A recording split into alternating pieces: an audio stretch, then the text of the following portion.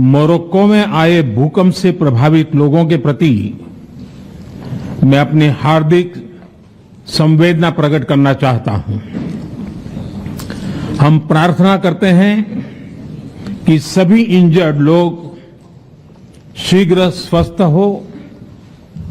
इस कठिन समय में पूरा विश्व समुदाय मोरक्को के साथ है और हम उन्हें हर संभव सहायता पहुंचाने के लिए तैयार हैं।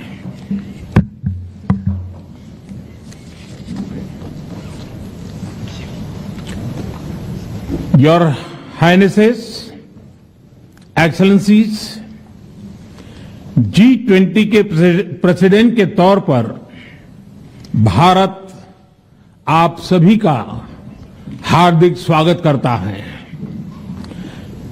इस समय जिस स्थान पर हम एकत्रित हैं, यहां से कुछ ही किलोमीटर के फासले पर लगभग 2500 साल पुराना एक स्तंभ लगा हुआ है। इस स्तंभ पर प्राकृत भाषा में लिखा है, हेवम लोकसा हित मुखेति अथ इयम नातिसु हेवम, अर्थात मानवता का कल्याण और सुख सदैव सुनिश्चित किया जाए। 2500 साल पहले भारत की भूमि ने यह संदेश पूरे विश्व को दिया था। आइए इस संदेश को याद कर इस G20 समिट का हम आरंभ करें। 21वीं सदी का यह समय पूरी दुनिया को नई दिशा दिखाने वाला और नई दिशा देने वाला एक महत्वपूर्ण समय है। ये वो समय है जब बरसों पुरानी चुनौतियां हमसे नए समाधान मांग रही हैं और इसलिए हमें ह्यूमन सेंट्रिक अप्रोच के साथ अपने हर दायित्व को निभाते हुए ही आगे बढ़ना है। फ्रेंड्स, कोविड-19 के बाद विश्व में एक बहुत बड़ा संकट विश्वास के अभाव का आया है। युद्ध ने इस ट्रस्ट डेफिसिट को और गहरा किया है। जब हम कोविड को हरा सकते हैं तो हम आपसी विश्वास पर आए इस संकट पर भी विजय प्राप्त कर सकते हैं।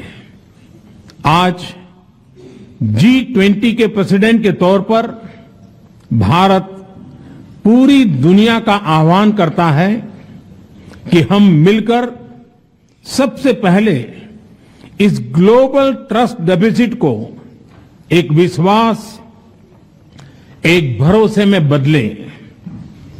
यह हम सभी के साथ मिलकर चलने का समय है और इसलिए सबका साथ, सबका विकास, सबका विश्वास, सबका प्रयास का मंत्र हम सभी के लिए एक पथ प्रदर्शक बन सकता है।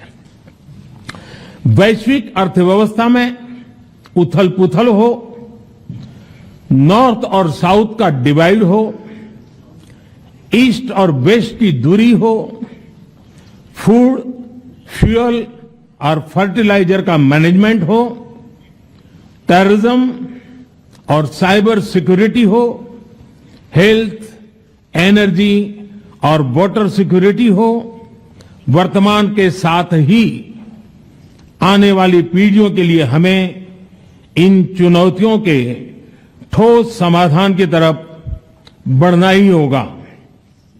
फ्रेंड्स, भारत की G20 प्रेसिडेंसी देश के भीतर और देश के बाहर इंक्लूजन का, सबका साथ का प्रतीक बन गई है। भारत में ये पीपल्स G20 बन गया। करोड़ों भारतीय इससे जुड़े। देश के 60 से ज्यादा शहरों में 200 से ज्यादा अधिक बैठकें हुई। सबका साथ की भावना से ही भारत ने प्रस्ताव रखा था कि अफ्रीकन यूनियन को G20 की स्थायी सदस्यता दी जाए। मेरा विश्वास है कि इस प्रस्ताव पर हम सबकी सहमति है।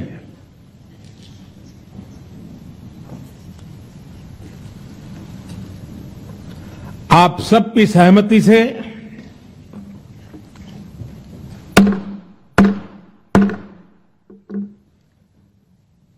आगे की कार्रवाई शुरू करने से पहले मैं अफ्रीकन यूनियन के अध्यक्ष को G20 के स्थायी सदस्य के रूप में अपना स्थान ग्रहण करने के लिए आमंत्रित करता हूं।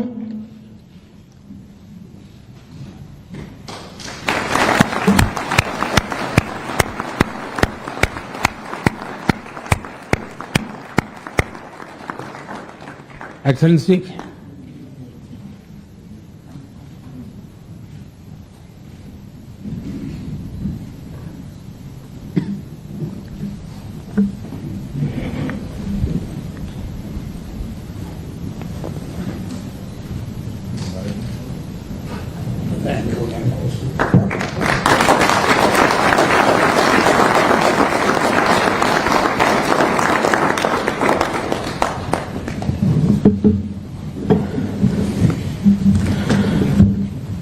इसके साथ ही मैं मीडिया के साथियों से भी विनम्र आग्रह करूंगा कि वे अब हमें समय दें और इस सभागृह से बाहर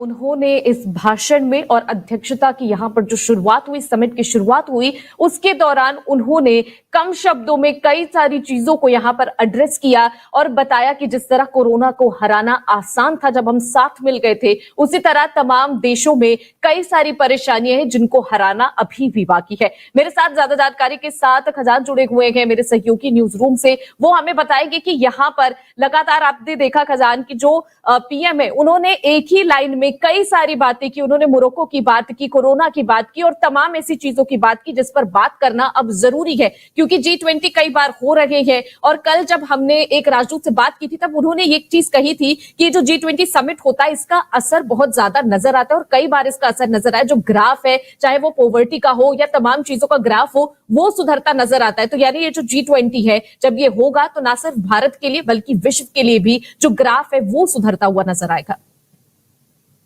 जी निहारिका, बिल्कुल। देखिए, पीएम मोदी ने एक चीज साफ बोल दी। उन्होंने विश्वास की कमी बताकर सबका साथ सबका विकास का मंत्र एक विश्व मंच से पूरी दुनिया को दिया है। उन्होंने मोरक्को का जिक्र किया। सबसे पहले उन्होंने अपने संबोधन में, उद्घाटन संबोधन में मोरक्को का ही जिक्र किया और दुख जताया जो वहाँ पे मोरक्को में भूकंप की वजह से क्षति हुई है, उस पर दुख जताते हुए उन्होंने आगे बात करनी शुरू की और उन्होंने सबसे अधिक फोकस विश्वास पे किया कि आज दुनिया के अंदर विश्वास की कमी है। उन्होंने कोरोना का जिक्र करते हुए कहा कि कोरोना से हम लड़े, लेकिन हम विश्वास युद्ध का भी जिक्र किया। उन्होंने यूक्रेन और रूस युद्ध का जिक्र करते हुए उन्होंने कहा कि उसको लेकर विश्वास की कमी। उनका सीधे तौर पर कहना था कि दुनिया बट गई है कि कोई इधर है कोई उधर, विश्वास नहीं कर पा रही कि उस पर विश्वास करे कि उस पर विश्वास करे। तो उनका कहने का सीधा सा मतलब था, अगर आपको आज तरक्की चाहिए, अगर आपको आज विकसित बनना है तो उसके लिए विश्वास सबसे ज्यादा जरूरी है। विश्वास, पुरानी परंपराओं को हमें तोड़ना होगा। आज जो है वो नया भारत, उन्होंने दिखाया कि आज नया भारत है और यह नया भारत दुनिया को मंत्र दे सकता है, नया विश्वास पैदा कर सकता है और नए मंत्र के साथ हम फिर से दुनिया के लिए विश्व गुरु बन सकते हैं। उन्होंने सीधे तौर पर ये बता दिया है कि विश्वास की कमी खत्म करनी चाहिए और विश्वास की कमी खत्म होने के बाद ही हमारा देश और पूरी दुनिया तरक्की कर सकती है। देखिए, रूस और यूक्रेन का युद्ध तो 2022 यानी कि 24 फरवरी 2022 से चल रहा है। ठीक है, एक साल से ज्यादा हो चुका है और अभी नजर नहीं आ रहा है। अगर हम बात करें रूस की, तो रूस ने पुतिन क्यों नहीं आए, इसके लिए बयान जारी करते हुए यही बताया कि अभी हमारे देश के लिए यूक्रेन पर जो सैन्य ऑपरेशन चल रहे हैं वो ज्यादा जरूरी है, तो इसीलिए पुतिन उस पर फोकस कर रहे हैं और इसलिए G20 में शामिल नहीं हुए, यानी कि अभी युद्ध समाप्त नहीं हुआ है। लेकिन मोदी, भारत हमेशा ये कहते रहा है कि भैया ये युद्ध का काल नहीं है, अगर आपको विकसित होना है, आपको अगर विकास करना है, अर्थव्यवस्था मजबूत करनी है, तो आपको आपसी बातचीत करनी होगी, विश्वास पैदा करना होगा। और पीएम मोदी के भाषण में आज भी इन्हीं शब्दों का जिक्र था कि विश्वास के दम पर ही हम विकास कर सकते हैं। पीएम मोदी ने मोरक्को के बाद जो कोरोना का काल का जिक्र किया, कोरोना काल का जिक्र उन्होंने इसीलिए किया कि भारत ने कोरोना काल में कई लोगों की मदद की, कई देशों की मदद की और कोरोना काल में भारत एक विश्व शक्ति के तौर पर उभर कर आया। और उसी का जिक्र करते हुए पीएम मोदी ने कहा कि जैसे हमने कोरोना काल में विश्वास पैदा किया, हम एक दूसरे के विश्वास से जुड़े, ऐसे ही हमें अब भी विश्वास पैदा करना होगा और इसी विश्वास के दम पर हम दुनिया जो है वो सभी चीजों से लड़ सकती है, अच्छी अर्थव्यवस्था बन सकती है।